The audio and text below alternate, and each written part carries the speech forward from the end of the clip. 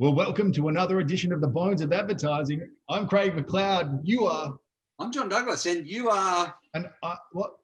I You're am Car. Zoe Carr. Welcome, guest number 2, Zoe. Great to have you on board. Thanks for joining us. Thank you for having me. I'm very excited to get into it.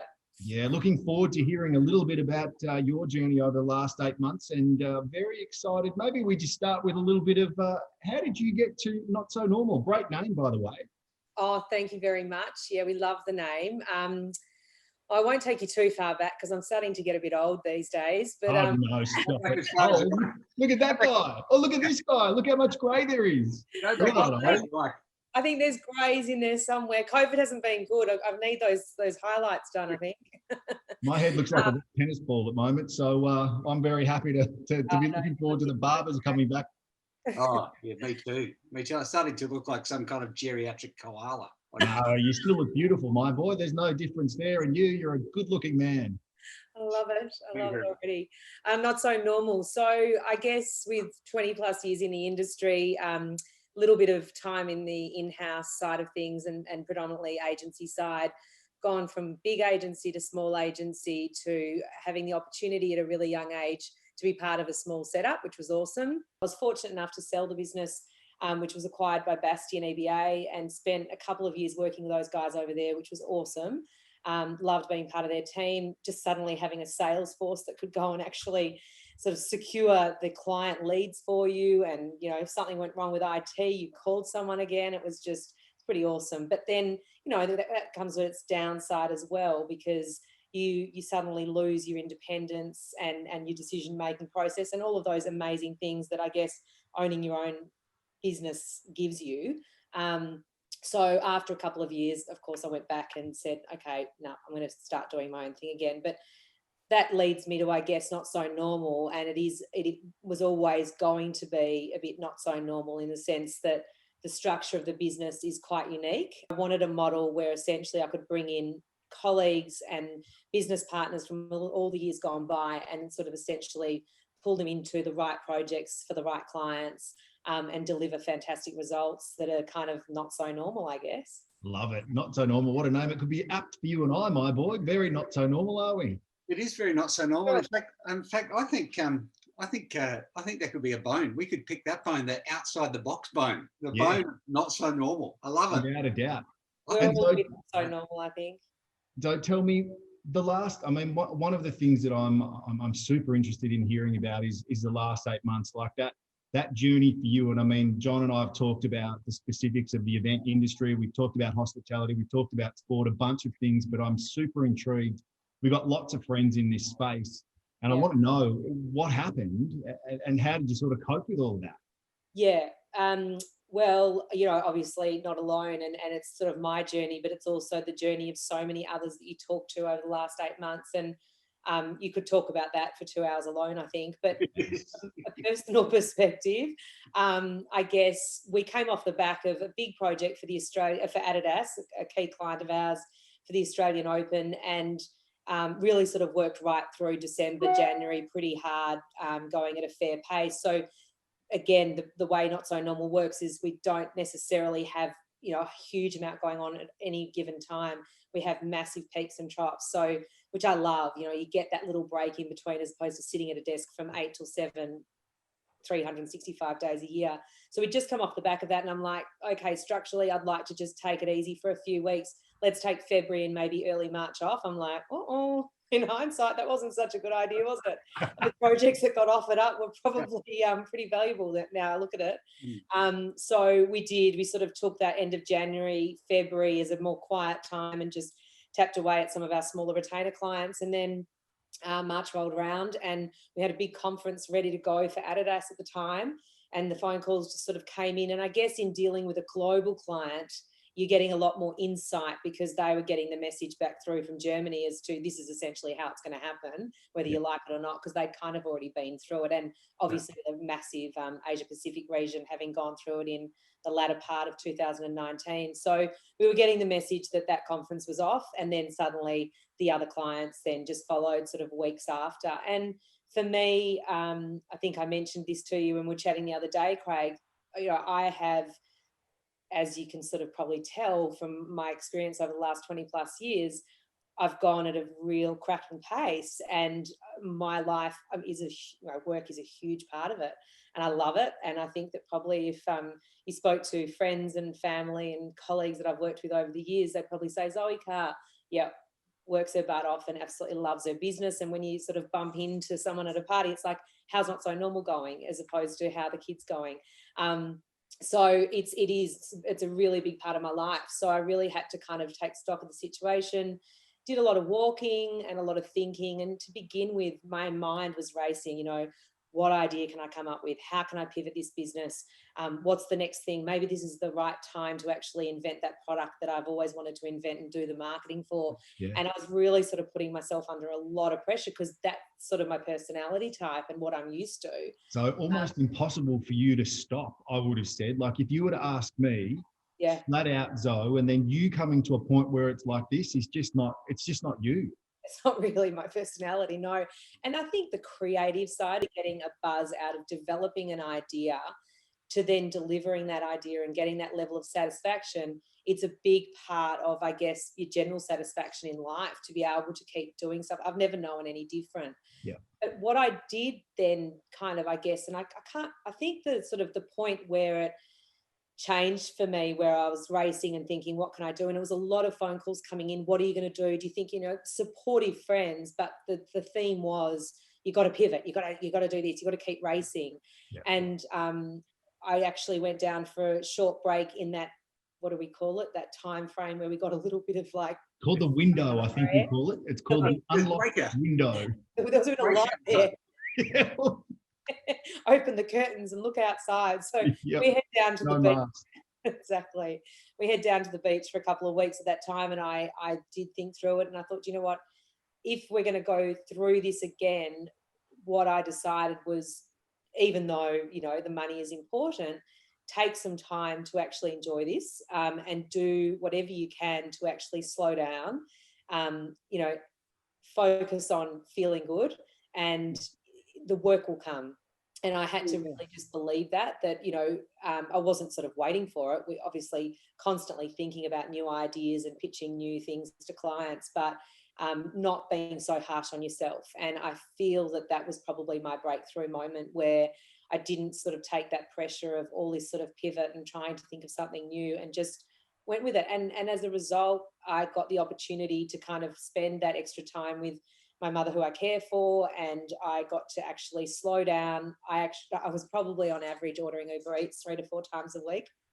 Cooking now, though. And now I'm cooking every night for myself, and just feeling a hell of a lot better as a result. So you look amazing. You really do look spectacular. I know. It's a good thing, Craig. You do. You look fantastic, and I don't care what anyone says. When you go at that pace for so long, it does have an effect on you. And as you talk about, John and I are thinking about the management of business and knowing what it's like with the stresses of needing that money to keep the doors open, to be in a position where you could make a conscious decision down in Blairgowrie to go, you know what, I want to do something different for a little while, not forever, but I don't want to pivot. I don't want to start doing things like events in a box. What you want to do is experiential, what you've always done, and being in a position to make that conscious choice must have been a great feeling. Yeah. And it certainly wasn't like, right, this is the way I'm going to go, because it was, the reality is you still need to keep earning money. So it'd be lovely if anyone could do that. Everyone would love to just take a break. As of like the last probably 8 weeks, we had an opportunity, and we've been able to pitch for a piece of business with an existing client, but they do have a tender panel, and we've just won that, which is super exciting, for a really, really great project. So and it's massive though, Zoe, isn't it? I mean, you're playing it down a bit, but it's bloody massive. It's almost like the light switch went off last week. Turned back on last week, didn't it? Like the funnel opened. Almost talking about it now gives me goosebumps, that it gives me excitement that, okay, last year I'm thinking, I'm going to have to work over Christmas. Like this year I'm like, yes. Let's work over Christmas. Let's work over Christmas. Yeah. And then suddenly it's just rolling in. I don't know necessarily what that is. You could sort of take your prediction that perhaps it is that Dan might give us something a little more positive this Sunday. But I also think it is about the businesses that we tend to work with do have that global presence. do have that national presence. And I think we've got to remember that the rest of the country is moving on, and the rest of the country are kind of operating not necessarily as normal, but certainly a lot more normal than what we are. And so with these national businesses, I think that helps, that they're like, okay, we've just got to get going. So we got a brief last week to deliver 5 events over the first quarter. And I sort of looked at it as a sort of a Melburnian going, are they serious? But, you know, when you actually get your head into it and you think about it, and of course we'll have to develop backup plans for that and look at contingencies. But the reality is you've got to get going at some point. And I think that the time is now. Yeah. And you were saying, Zoe, yesterday as well, really interestingly, that you're going to have to do different things in different states. Like Melbourne might need to be, you know, top floor somewhere where you're open, you know, and then whereas you could do Sydney, the standard hotel and conference room could still work, but you're going to have to make different things happen. And then also think about potentially getting staff to work in the different states, because if you can't get there, it's going to have to be managed remotely as well. So there's a bunch of things that really need to be sort of thought of as a contingency, don't they? Absolutely. Yeah. Yeah. And how do you see the future? How do you see the next 12? So what's your thought there? Do you see us being at the Australian Open this year? Do you see us getting to Grand Prix, or do you see it being a very different experience? So yes, I do think we'll get there. I think that spring racing, you know, corporate marquees and all of that, no. I think that the event will go ahead, but there's some really cool ideas coming out around grand final and around spring racing with a lot of these great little businesses that have kind of pivoted with boxed, you know, event boxed campaigns. You know, the big groups doing something at the moment. Isodate, Sally Crinnis, another friend of mine who's got a small business, has pivoted really early and actually had those party packs going out in all the Zoom meetings for, you know, girlfriends on a Friday night. And a lot of my friends were really enjoying that and just feeling like they had some kind of contact with people. So I feel that it probably by Australian Open Grand Prix time, we're going to have moved beyond that. I think people will be really ready for it. Listen, those box campaigns are going to need to still be around, and those great creative ideas and pivoting solutions are going to have to be around, because we don't know if this is going to happen again. And like one of the professors on the news last night said, it's likely that if our numbers can't get down to that, what the government is saying needs to be the sort of the 5 level as an average, then we probably will have it cropping up, you know, a little more often than what we would have liked it to. Yeah. So therefore these solutions need to come into play. But I think that we just need to, you know, steam ahead. Australian Open is looking at a minimum of 25% capacity in terms of audience, and aiming to strive to 50% if they can. And for anyone that can get along, I mean, from my perspective, it was so big and so many crowds when we were there last year that probably 50% capacity will still be a really enjoyable event. What it will, I guess, put pressure on them with is, I guess, corporates investing in it. I mean, I know already that they've lost quite a few that are going to sort of sit across that retail strip and the activation side of things, because the audience just isn't there like it was, and they can't justify that spend. Yeah.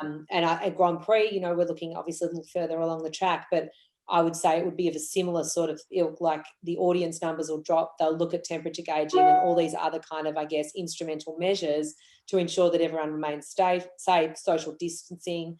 But yeah, they'll go ahead, I reckon, at this point in time. Who knows? It could change. In June and July, when we had that window, I would have said the same thing, and then suddenly everything turned to shit. Yeah. There'll be a lot of Victorian businesses will probably be in front of the game if the rest of if New South Wales goes the way we were 6 months ago. Yeah.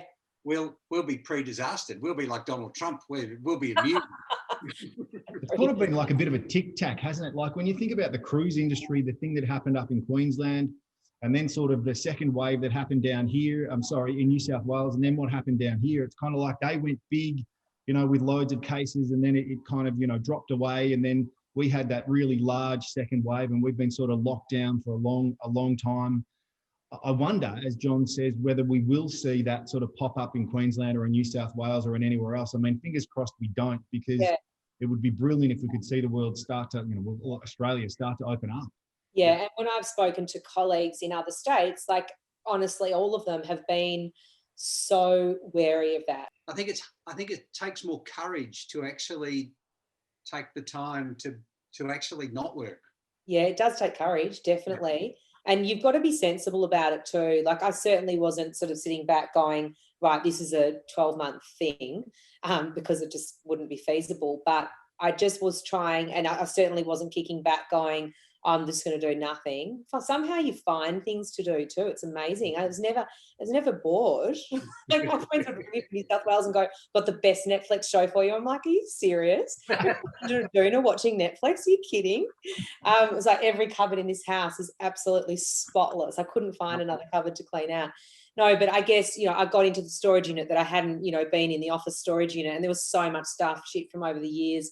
We've had, Dockland Studio that we had for years, and all this sort of equipment, and I jumped on Facebook Market and sold a whole lot of stuff. And I'm like, oh, okay, well, there's a project fee, so just different things and thinking of different ways of actually getting the income in, which is nothing in comparison to obviously running the business, but mentally allowing yourself to just switch off a bit, I think is probably the message. And I think with hospitality, I mean, that has been really tough. And you've seen some awesome, I mean, we shared some stuff on the Not So Normal Instagram the other day, just looking at, the pop-up bars that are sort of popping up around botanical gardens, and kids lemonade bar, but it's for adults only, and seeing people kind of now venturing out with their masks on, with their picnic baskets from Entrecôte. And it's great to see that hospitality is sort of going that way and thinking of those creative ideas.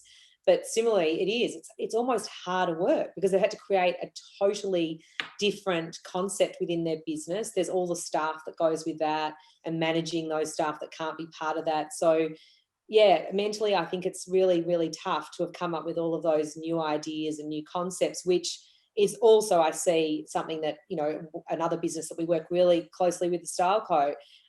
Sarah went and started a whole blooms business. They do a lot of flower styling as a result, but never, wildest dreams did I think that she would actually set up a florist. And she's been delivering flowers through this time, which is such a great idea. Yeah. So it's awesome to see that people have gone out there and done stuff like this. I really admire it.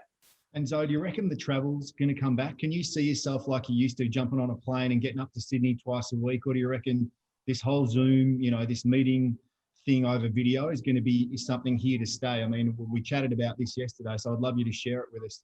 Yeah. Listen, I, first of all, don't want it to become that we end up talking to everyone and having relationships with everyone via Zoom and via a screen. I think that'd be really sad. But equally, I think that there's sort of, I guess, there was a slight sort of negative on how fast-paced I would personally go. I'd have to get up to Sydney twice a week. You'd be up at 4:30. You'd be on the first flight out. You wouldn't get back till about 8 o'clock, and then you'd sort of be knackered for the next sort of 24 hours. How, I guess, you function and the sort of results that you achieve off the back of doing that. I still would love, I miss actually my trips to Sydney. I really miss the trips that we do as a team. We have so much fun when we go up there. We work bloody hard. But we do have fun nights out, and we make it a really great experience. And I really miss that. So I guess the actual team trips where we activate and we do really big projects, yes, but I think that I'd love to see a slight change in the pace that people go at, just to jump on a plane to go up to a half an hour meeting, which could easily be done on Zoom. It'd be great if the industry, or all industries essentially, took that, I guess, experience on board. And also I think it's cost cutting. The challenge is making sure that then, organisations don't go, well, do you know what? We can do this over Zoom and it's going to be a cost cutting exercise, and therefore no one ever sees each other. I think that would be a real shame. I can just see just hear those accountants at client side that you used to work with going, she agrees with us. Finally. Absolutely. Yeah. No, that's never going to happen. Well, Zoe, that has been absolutely brilliant insights. Do you reckon have you got a parting thought for us? Have you got something that you'd like to leave us with before we end our episode? I think, in terms of the whole COVID business and the pandemic, I think probably overall, I've touched on the fact of my personal experience and obviously being able to sort of take that time out. But, it's been really tough on people that obviously have families and kids, and that's a whole nother kind of side of it altogether. Managing the business side of things when you actually got a family of children at home, and obviously all the homeschooling that goes with that, and the psychological side for both couples living in that environment and obviously the broader family and the kids and that sort of stuff. And I guess it's just for anyone that's been, you know, in an environment that has been pressured, whether it be that you're so used to going at a fast pace and you're running a business, or you're running a family at home, but you get that space during the day.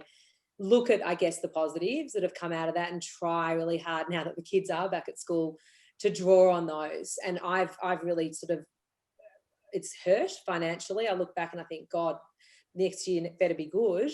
But at the same time, I really try to mentally draw on those positives that have come out of it for me, and to hold on to them, because it'll be really easy for me as things pick up again, just to go straight back into the same routine and just become, you know, the same old Zoe Carr that I've been for the last, not that there's anything wrong with that, but I think that there are some real positives in what has come out of it. And I think for families as well, I've heard from friends that, you know, it's brought up issues, you know, in relationships, which is, you know, could be seen as a negative. I know that we've had spikes in divorce rates and things like that, but you know what? It has brought them up, and it's probably going to make people happier really in the long run as a result. And from a kids and families perspective, dad's being able to, you know, working from home hard, but to come out at lunchtime, be able to go and kick the footy in the back garden and not just be away the whole day and get back late at night. I think from the guys that I've spoken to, my mates and colleagues, there's some real positive in it. So I think draw on those, and you know, we will get there. Summer's coming. That's got to be a better time. Winter was hard. And I think the resilience that we're going to have, particularly Melburnians, but the whole country and the whole world really, the resilience that we've learned and the courage, I guess, to move forward and deal with things that happen in life all the time, will be a positive out of the whole experience. Yeah. Well said. Oh, very nice. Well said. Well, you know what, JD? That was Zoe Carr, Not So Normal Productions, and Zoe, very But grateful. a not so normal podcast. Not so normal for us. Hey, don't steal my name. Like, I think we actually may have made sense. Let's be honest, Zoe did. I'm not sure we did, but Oh, true. thanks, so very, very grateful. JD, Thanks, don't go Simon. changing. I'll Thank see you. you next week. See you And next week. we'll wrap it there. Thanks, so. No worries. Thank you.